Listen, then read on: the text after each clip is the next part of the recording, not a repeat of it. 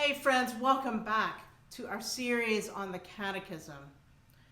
You'll remember that last time we talked about what it means to be part of God's creation, made in the image of God, to be free to make choices, to have free will. Well, today we're going to look at questions 3 through 5 that explore what it means that our free will goes wrong. So first, question 3, why do we live apart from God and out of harmony with creation? The answer is that from the beginning, human beings have misused their freedom and made wrong choices. It continues, why do we not use our freedom as we should? Because we rebel against God and we put ourselves in the place of God. And finally, question 5, what help is there for us? Our help is in God. Now this is where we first encounter what's called the doctrines of the fall, the doctrine of what's often called original sin. And when we talk about original sin, what we mean is that there is no time in our lives, there is no time in humanity after what we call the point of the fall, that our lives are not touched by sin. So we aren't born good and then somehow go wrong later. We're born with that,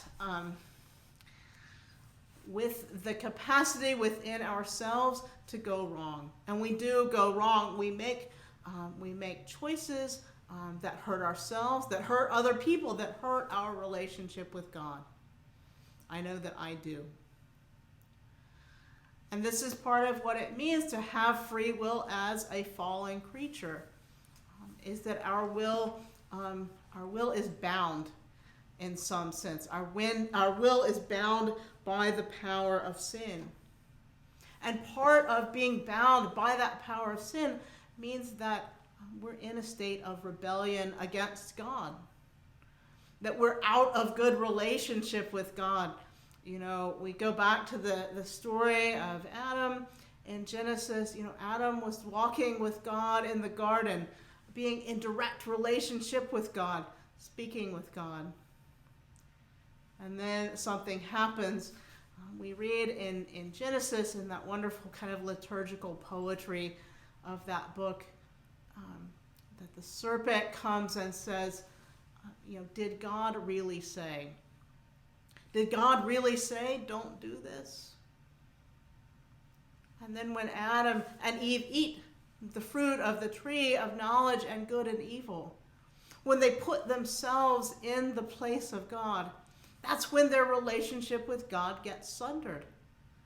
Remember, Adam and Eve hide from God at that point.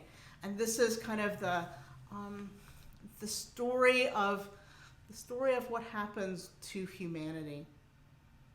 That from our beginnings, we've made a mess of our lives and the lives of others.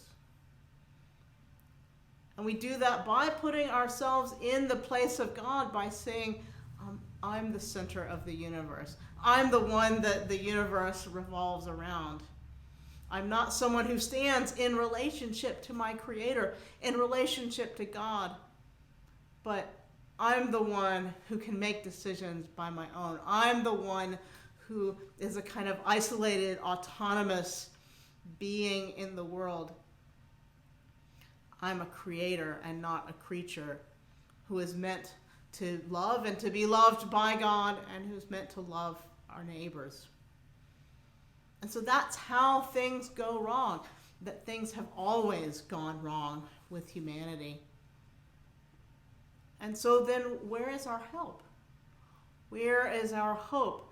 In one of our collects in the prayer book, we hear the phrase, it goes something like, we have no power in ourselves to help ourselves.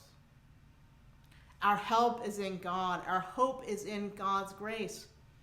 And we know that God's grace has been given to us in Jesus Christ. And what it means to say that our help is in God means that when we go wrong in our lives, it isn't because we didn't try hard enough. And we can't dig ourselves out of the mess of our lives by just trying harder. I mean, what an exhausting thing to think about. Try harder, try harder, try harder. No, instead of trying to white knuckle it through our lives, what God's calling us to do is to surrender. To say, yes, Lord, I need you. I need your help because I've made a mess of things on my own. And in the end, that's good news because God is there for us.